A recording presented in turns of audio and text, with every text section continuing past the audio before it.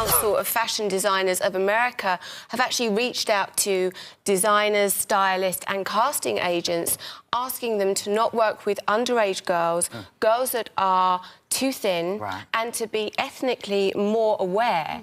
And I think designers are listening. I mean, I had a casting last week, and I had some terribly thin girls coming in that, and it wouldn't have worked. And the campaign that the CFDA have actually launched is called Health is Beauty, and they are definitely trying to encourage designers to work with healthier size models. Well, which is good. how thin is thin?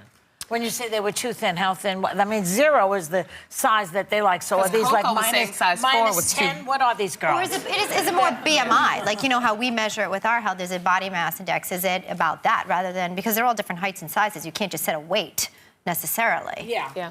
Well, I know. When I was at the Toronto Film Festival, Mary J. Blige had on one of your dresses. And, you know, Mary is very, you know, she's got nice, healthy, and you did... She's got a figure. She's a woman. You did Jennifer Hudson. Yes. Who had just had her baby, and she was gorgeous. You know, I was reading... Yeah. Look at that. They look good.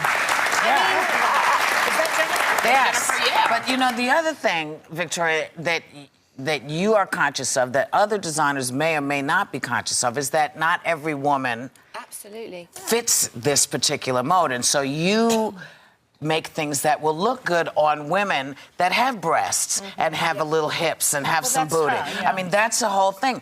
But, you know, most designers, you don't get the idea that they're thinking of the other folks who may be buying their work. I was reading that the typical model now has a 23-inch waist. But you know, I remember years and years ago, Gina Lollobrigida, she was in a movie called Trapeze, and she was famous for her waist, which was 19 inches. But Gina had 34 C's or D's, and she had a 34-inch hip. So she was an hourglass figure. That figure is coming back a little bit now with the Christina Hendricks from Mad Men, who's on the cover of New York Magazine. So is it coming back naturally, though, you have to ask? Because, you know, those waists may be shrinking, but with all plastic those butts surgery... are expensive you know, now. I always say, like, a chest... Exactly.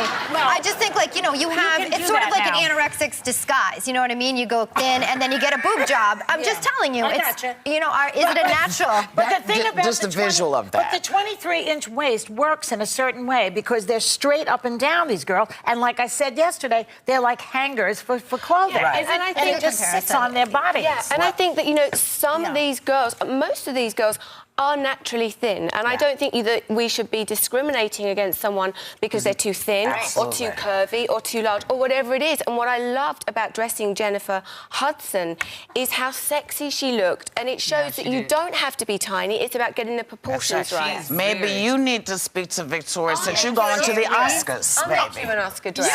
Because she's going to the Oscars. Now,